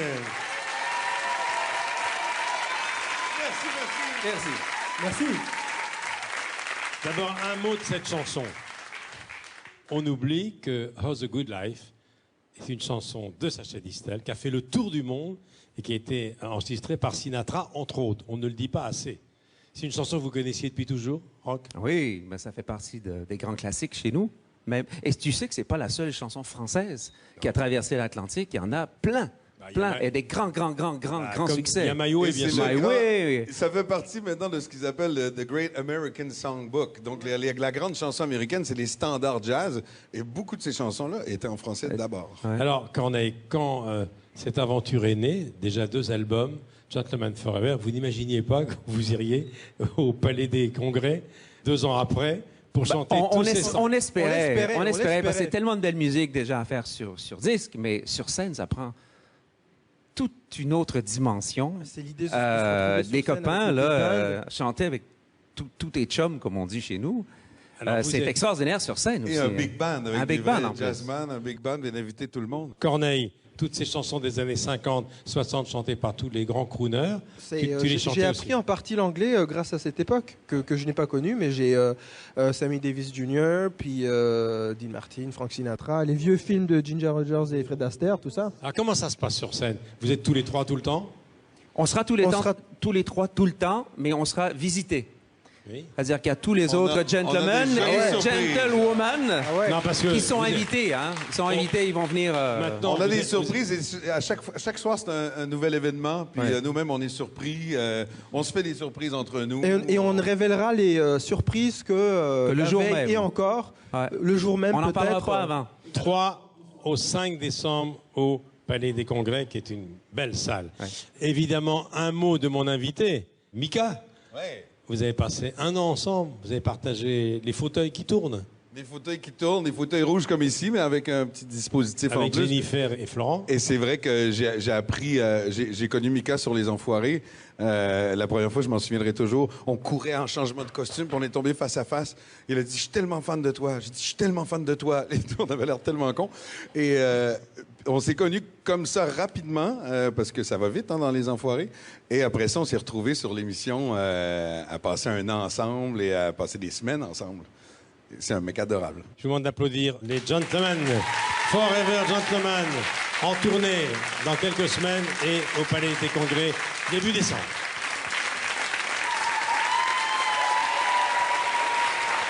Voilà, Forever Gentlemen. Alors maintenant, je voudrais... Il y a des photos de toi dans toute la France, sur les abribus, pour une campagne de sensibilisation qui s'appelle Children Without Cancer. Tu veux en dire un petit mot? Oui, c'est le jeune homme qui est dans la photo avec moi s'appelle Clément. Et cette association a été lancée en 2011. C'était créé en 2011 pour faire avancer la recherche pour vaincre le cancer et se mobiliser aussi pour en parler. Pour qu'on soit ici exactement sur un fauteuil en train d'en parler. Et ce qui est hallucinant, c'est qu'il y a 2500 enfants et adolescents qui sont diagnostiqués avec du cancer. Il y en a 500 morts par an. Ça veut dire que chaque jour, il y a au moins un enfant qui est mort du cancer. Et moi, je j'ai commencé à m'associer avec cette association parce que j'ai reçu des emails un jour un peu étranges d'un homme qui s'appelait Peter, qui écrit toujours en majuscule. Et je pensais que c'était quelqu'un de fou. Je pensais pas que c'était quelqu'un... Je me suis dit, comment il a reçu mon email? Je sais pas ce qu'il sait. C'était comme, je t'aime beaucoup, pourquoi on fait pas des photos? Il y a des enfants, ils sont malades. Super, merci Peter. Alors j'ai ignoré. Et finalement, j'ai réalisé que il y avait plein d'amis qui m'ont appelé. C'était Peter Lindbergh, un photographe très connu, qui est juste là. L'auteur de cette photo. Exactement. Et il voulait me mettre à me photographier avec ses enfants pour les faire une petite surprise, parce qu'il allait faire un week-end à Arles, en Camargue. Et la première fois que je l'ai fait, ça c'était cette année, mais la première année, j'ai rencontré 2 enfants qui étaient hallucinants, Juliette et Noé. Et Juliette et Noé, c'était mes préférés parmi tous les enfants que j'avais rencontrés parce qu'ils étaient tellement drôles. Noé, c'était vraiment un grand blagueur. Et Juliette, elle était tellement douce, elle était très belle. Et elle prenait des pauses. Et moi, je la regardais et je me dis, oh, elle est fatiguée. Et on s'est complètement marré pendant 2 jours. Et c'est plusieurs mois plus tard, j'étais en train de tourner The Voice. Il y a cette femme qui vient me parler dans le public, devant tout le monde. Et c'était la maman de Noé. Et elle m'explique que Noé était décédé. Et tout d'un coup, je me suis dit, oh, c'est vrai. C'était pas juste un week-end. Et ensuite, j'ai reçu une lettre de la mère de Juliette qui me remerciait. Je me suis dit, oh, c'est gentil, il y avait une photo. Et aussi une lettre de sa sœur. Et en lisant ça, j'ai réalisé que j'ai appris que Juliette aussi était morte. Deux personnalités, 2 gens. Ils étaient jeunes, mais ils avaient tout déjà. Et ils sont partis, alors j'ai décidé de vraiment me mettre avec cette association. On va voir un petit extrait du clip de cette campagne.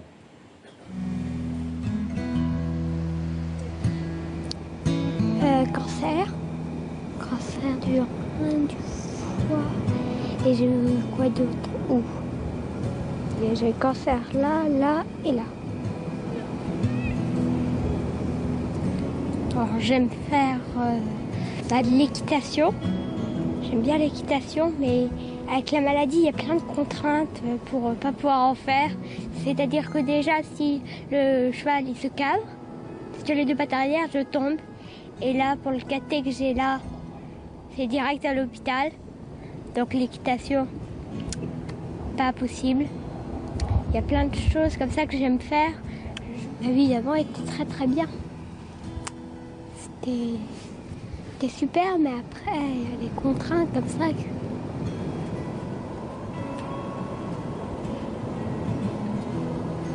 À mon avis, quand je serai grande, je ferai peut-être décoratrice ou un truc comme ça.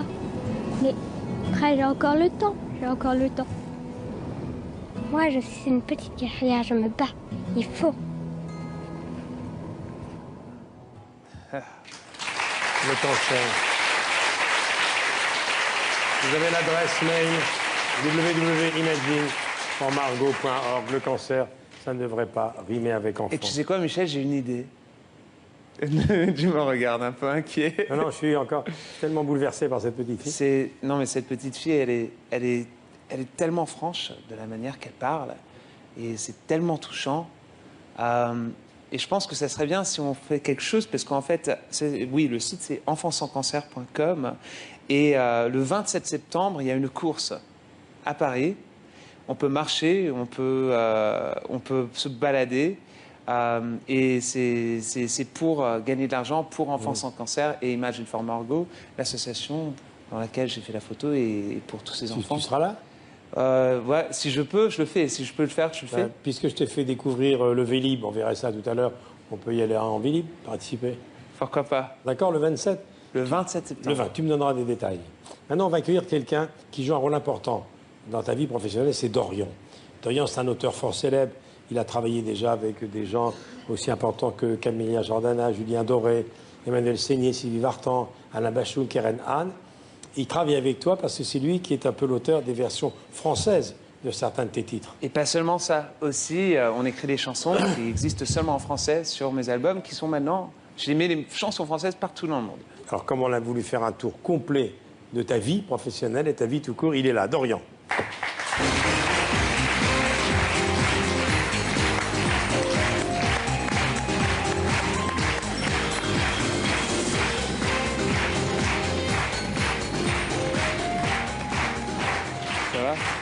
Mika. Bonjour Dorian, merci d'être là. Alors, quelques titres de Dorian, les textes de Dorian qui t'accompagnent, Les baisers perdus, L'amour fait ce qu'il veut, Boum Boum, J'ai pas envie, Grace Kelly, version française, premier tube qu'on a vu. Elle me dit, c'est fou. Alors, Soleil mal luné, c'est bien lui. Ouais, un soleil qui boude. Vous venez d'un univers qui est très différent parce que je crois que vos parents étaient dans le monde de la vigne. Ouais. On va en parler ce soir avec un film qui s'appelle Vos grands-parents, hein. Ils avaient un chai. Oui, ils avaient une petite propriété à côté de Lussac, enfin à Lussac, à côté de Saint-Émilion, c'est plus connu Saint-Émilion. Et j'ai récupéré cette maison où on faisait les vendanges autrefois pour maintenant faire une maison où on fait aussi de la musique. La musique. Et le vin et la musique, c'est très proche en fait, parce que c'est un peu une cuvée chaque année où voilà, on ne peut pas vraiment contrôler tout ce qui va se passer, comment on va réagir face je sais pas, la météo, par exemple. Quand on sort un disque, on ne sait jamais comment les gens vont l'accueillir. Un vin, c'est un peu pareil. Donc finalement, c'est vous êtes auteur-compositeur, vous avez déjà 3 albums. Alors comment on travaille avec lui? Comment c'est né votre relation, votre collaboration? C'est né comment ça? Ça a commencé comme ça commence. Parce que Grace Kelly, c'est déjà il y a 8 ans. Hein. Oui. C'était pour l'adaptation de Grace Kelly en français. Je crois que tu avais fait, via la maison de disques et notre éditeur, c'était plusieurs auteurs qui travaillaient dessus. Et je crois que tu avais retenu mon texte et on s'est rencontrés comme ça. Et souvent, ça commence comme ça, les histoires quand je travaille pour d'autres artistes. Sauf qu'avec lui, c'est assez exceptionnel parce que ça a continué, ça a grandi et c'est devenu une amitié et c'est un vrai privilège. Et de tous les artistes avec qui vous avez travaillé, c'est un des rares qui commence à faire une carrière mondiale. Hein. En plus. Parce que votre chanson, elle a fait le tour du monde déjà. Elle fait le tour du monde et en plus, pour moi, c'était vraiment. La boucle était bouclée parce que quand j'étais enfant, j'écoutais la pop française, mais qui était inspirée par la pop anglaise, notamment de Elie Jacquenot, de Lio, de Dao. Et tous ces gens, Taxi Girl. Mais vous étiez venu avec Lio il n'y a pas longtemps. Oui, ici. Lio m'avait invité ici. Je me souviens très bien. Et c'est vrai que cette chanson inspirée de la musique anglo-saxonne, française, pour moi, c'est un rêve. Pour moi, de travailler avec là, vous allez vivre, je vous remercie infiniment, quand vous allez aller en coulisses, vous allez l'écouter chanter une de vos chansons. Parce qu'il va chanter maintenant « Tant que j'ai le soleil ». C'est un texte de vous, hein, il y a 2 versions, anglaise et française. Il va la chanter devant vous, ce qui est assez rare finalement. Hein, ouais. À la télé. Merci beaucoup, Dorian. Merci à vous. On y va. Merci.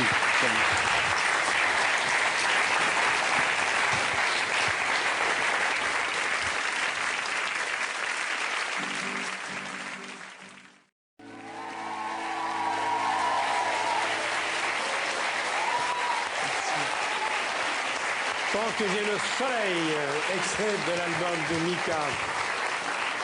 Alors, comme vous aimez Mika, retrouvez-nous ce soir. Ce soir, vous écouterez la version anglaise, comme ça vous aurez les 2 versions. Alors maintenant, on va parler de ton look. C'est un grand couturier italien mondialement connu qui t'habille, qui te fait des tenues de scène, mais c'est un Français qui te fait marcher, si j'ose dire, alors que d'habitude, il fait marcher les femmes. Exactement. Il a fait une exception pour toi. C'est une star immense. Voici Christian Louboutin.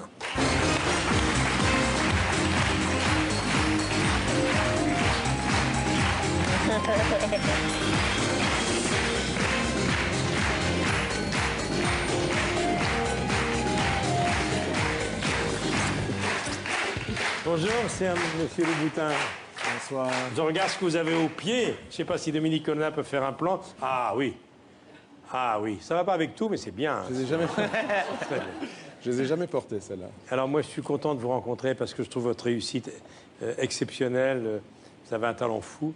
Toutes les femmes rêvent un jour de marcher avec vos chaussures. Et avec Éric Barbette, qui m'a préparé mes petites fiches comme chaque dimanche depuis si longtemps, j'ai découvert que votre papa était ébéniste. Oui. Donc le bois, ça fait partie de votre enfance. Absolument. Je ne me suis pas tout de suite rendu compte que j'avais un héritage avec mon père qui était important. Moi, j'étais plutôt du côté de ma mère, d'une certaine manière, qui était fantaisiste. Mon père était très rigoureux, mais je me suis rendu compte que l'importance de mon père était là, dès le départ. Comment est née cette aventure? Comment est née cette idée de faire des chaussures si originales, si différentes de toutes celles qu'on avait déjà vues? Mais quand j'étais plus petit, moi, la chose que j'aimais, c'était le music-hall. Et alors, j'avais un très bon copain de classe qui s'appelait Tuan, et on avait découvert à Paris, Je suis né à Paris. Et on avait d'origine bretonne? Je suis d'origine bretonne, oui. Mes parents sont bretons. Et donc, on avait découvert qu'il y a plein de spectacles. Quand on va, il y a un intermède, on sort dehors, les gens fument, etc. Et puis on re-rentre. Et on ne demande jamais le ticket. Donc, avec ce copain, finalement, on est allé voir tous les spectacles. On rentrait à la deuxième partie. Donc, j'ai toujours aimé les danseuses. Et puis, j'ai toujours aimé la musique, la danse. Donc, en fait, j'ai essayé de mixer les deux. Je me disais, quand je regardais ces danseuses, je me disais, bon, voilà, c'est comme des oiseaux de paradis. Alors, elles ont des plumes, mais ça, c'est normal pour des oiseaux de paradis. Vous êtes un surdoué également, parce que lui, il est si jeune, il a déjà prouvé tant de choses. Mais vous avez déjà créé votre entreprise, vous aviez 27 ans, vous étiez très très jeune. Vous avez travaillé, fait des stages, je crois, dans la capitale de la chaussure, qui est Romans-sur-Isère. Oui. Et maintenant, vous avez un succès considérable. Parlez-moi de lui, parce que c'est un des rares mecs pour lesquels vous travaillez. Je dois beaucoup à Mika, puisque moi, mon travail à la base, c'est les souliers féminins, les souliers pour les femmes. Alors, j'avais fait quelques souliers pour les hommes, mais je n'étais pas vraiment inspiré de faire une collection complète. Je trouvais qu'il y avait des souliers très bien, etc. Et puis un jour, je reçois le coup de fil de quelqu'un que je connaissais, dont je connaissais la musique. Alors, j'ai un peu cru à une blague au début, je me suis dit. Ouais. Comme j'écoutais beaucoup sa musique, je me suis dit, bon, ça, c'est une espèce de blague du bureau, etc. Bon, et puis, finalement, je reconnais quand même, à cause de sa musique, je reconnais la voix. Donc, on s'est mis à parler, et c'était donc Mika qui m'a demandé s'il y avait une possibilité de faire une chose, qu'on se rencontre et que je fasse des souliers pour lui, pour la scène. Alors, je lui ai posé des questions pour être bien sûr que c'était la bonne personne. Et puis j'ai dit, oui, je vais réfléchir, mais bien sûr, pourquoi pas, mais ouais, pourquoi pas, absolument. Et l'aventure est née comme ça. Et c'était très facile parce que dans le fond, moi j'ai toujours dessiné en pensant à des femmes comme ça, des femmes sur scène, etc., le musical. Et en dessinant pour Mika, tout à coup, c'est devenu très fluide. Puisque c'était, je pensais à quelqu'un, je pensais à un artiste et je pensais à quelqu'un sur scène. Je voudrais en profiter, on va regarder d'autres photos de vos chaussures qui font rêver les femmes. Ça, c'est des pensées, hein, ce modèle s'appelle les pensées. Et c'est en fait à cause de ce modèle, quand je l'ai dessiné qu'avec des couleurs vives, franches. Et c'est donc c'est de ce modèle qu'est née la Semelle Rouge. Un jean Spike, c'est encore autre chose. Ça, il faut l'habitude, quoi. Hein. Lola Montes, et les Marie-Antoinette. Est-ce que, comme les grands couturiers, vous avez plusieurs collections par an? Il y a 2 collections, oui, exactement, comme la couture, comme la couture, le prêt-à-porter. Ça se divise en 4, mais disons c'est tous les 3 mois pour moi, mais oui. 700 000 paires de chaussures en 2011, dans le monde, 2 collections par an. Et alors le rouge, votre rouge est très particulier. Vous n'avez pas songé à faire un rouge à lèvres? Si. Si, c'est fait? C'est tout à fait fait. Ah, vous avez un rouge à lèvres aussi? Il existe depuis très exactement 4 jours. Vous voyez, je l'ai senti. Surtout que c'est écrit. Bon. Surtout que c'est écrit. Alors, on peut, sans indiscrétion, vous demander les stars qui marchent avec vos chaussures. Et là-dessus, je considère que je suis un peu timide. Enfin, je suis un peu timide. J'exagère, mais c'est pas un secret. Il suffit de regarder la Semelle Rouge de toute manière. Et puis à ce moment-là, on sait. Mais il y a une telle addiction, surtout chez les femmes avec les souliers, que dans le fond, je me considère un peu comme un docteur. C'est-à-dire un bon docteur, il parle pas de ses clients. Il parle pas de ses patients. Alors je fais un peu la même chose. C'est vrai que c'est une folie, les chaussures. Hein. Je vous remercie infiniment d'être venu à ce rendez-vous. Merci.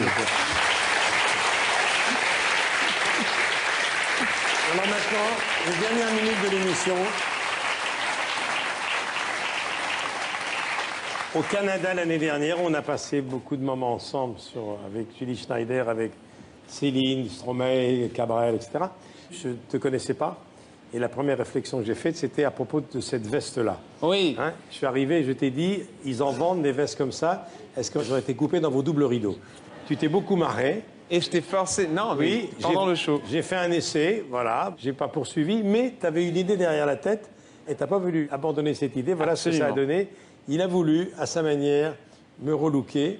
Et on est allé donc chez ton grand couturier, qui est Valentino. Tu as voulu y aller en Vélib parce que tu m'as demandé, en plus de te donner un cours de Vélib. Est-ce que je sais que tu fais du vélo? Très bien. Voici ce reportage. Vas-y, pédale. Comment tu te sens, là? Je me sens super bien. Bon. Tu as remarqué que tu es sur la béquille encore? Ouais. Bon, faut enlever donc la béquille. Voilà. Bon, alors on va y aller.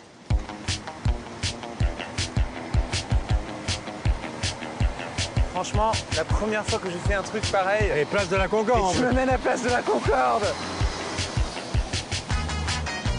un peu terrorisé. Franchement. C'est bon. C'est bon, c'est bon. Mais ralentis! C'est pas le Tour de France. Donc là, tu m'emmènes où exactement là? Allez, ici sur la droite.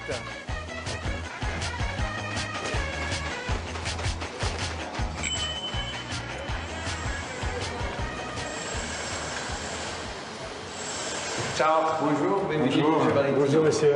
Bonjour, bienvenue. Ça, c'est Lorenzo, le directeur de la boutique. Alors, Lorenzo, il va vous expliquer pourquoi je suis chez vous. Alors, en fait, lui, c'est le représentant des seigneurs de la France. Et après 51 ans de carrière, je pense qu'il est temps d'un relooking. Oui, d'accord. Il y a des progressivement. Calme, respire bien. Tout va bien se passer, Michel. Faut avoir confiance en moi. Ça, c'est pour toi, ça, ou c'est pour moi, ça? C'est pour toi et pour moi. Allez, on y va. Je te cherche des moon boots. On y va. Tu te rends compte, avec la silhouette que t'as, je vais être ridicule, moi, à côté. Tu vas être sublime, tu vas être délicieux, tu vas être phénoménal.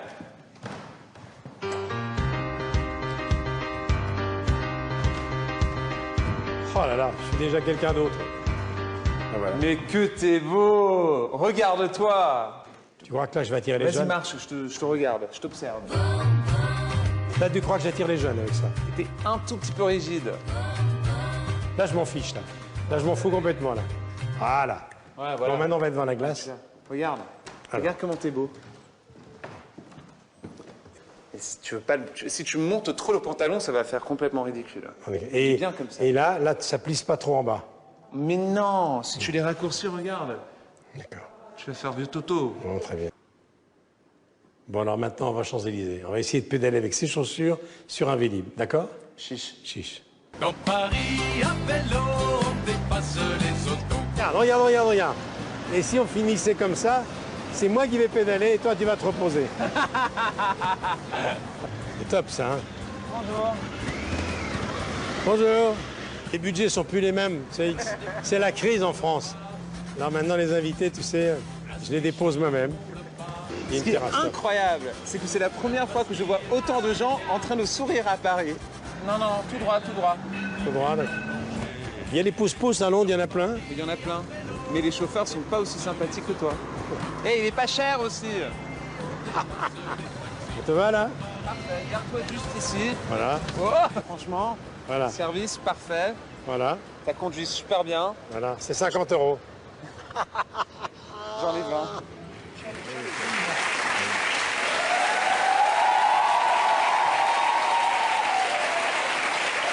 Ouais, c'est parfait.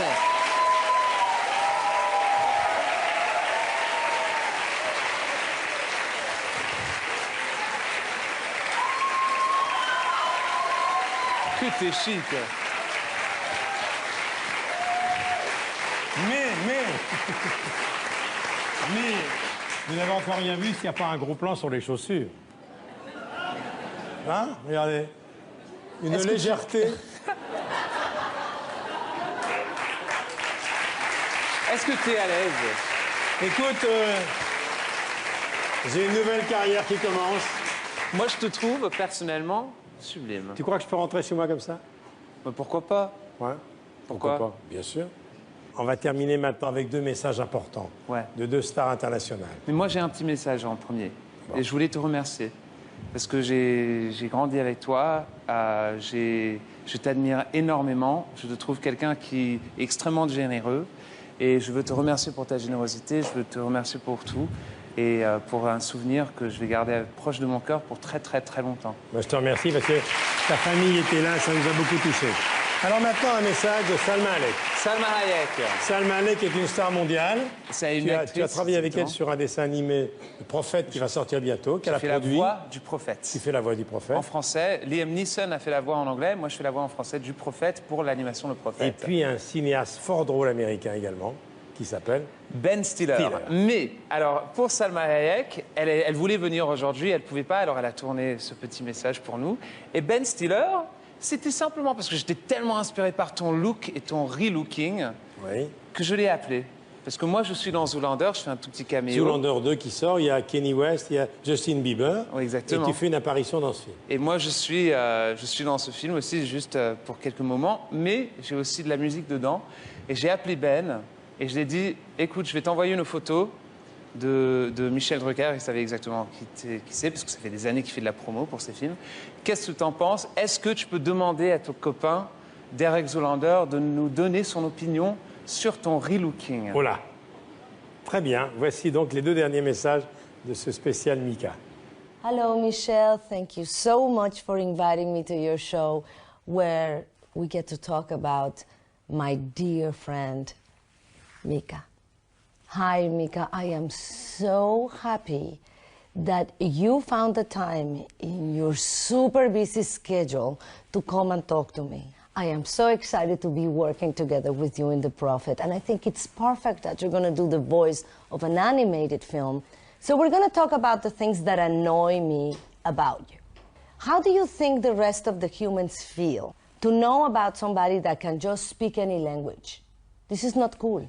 Do you know how much I've struggled to learn French? Another thing that it's really annoying about you is like, what's up with the smile? It feels like you have somebody inside of your suits tickling all the time. Can you please shut it?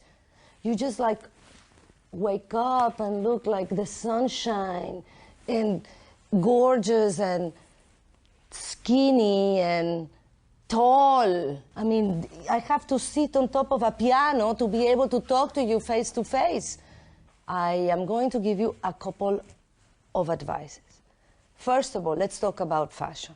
Bring some color into your life, because you look like a banker all the time. I watch you in The Voice, and I barely hear you speak, even with all your flaws. I love you very much, and you are absolutely adorable. Except for when you disqualified my favorite singers in The Voice. At this point, I just want to strangle you.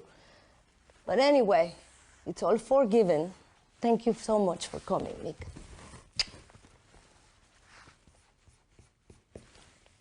Hey, Mika. I hope you're having a really good special. As you know, I'm a big fan of your music and style, mainly your style. But I really wanted to say hi to Michelle. Hey, Michelle. I just wanted to say congratulations on your really, really, really ridiculously good-looking re-looking. You're an inspiration to everyone. I'm usually grossed out by people over 35, but you make getting older cool. And, as a tribute to you, I'd like to name my latest look after you. It's called Super Fuker Drucker. Okay, have a great rest of the special. Au revoir and coup d'état. Thank you. Voilà. L'émission est terminée. C'est triste. Tu sais, j'ai posé la question à ta maman tout à l'heure. Quelle était, madame, la principale qualité de votre fils? Elle a cherché. Et après, elle me l'a dit. Elle m'a dit la générosité. Merci, Mika. On se voit ce soir pour la deuxième partie avec Gérard Lanvin, Alice Taglioni, Dalil Lesper, avec Éric Cantona, entre autres. On va parler théâtre. Avec Catherine Fro, avec Ben, Arnaud de Samer, avec Andrew Manoff. Et la semaine prochaine, à ta place, le retour de Valérie Lemercier. Merci, à tout à l'heure.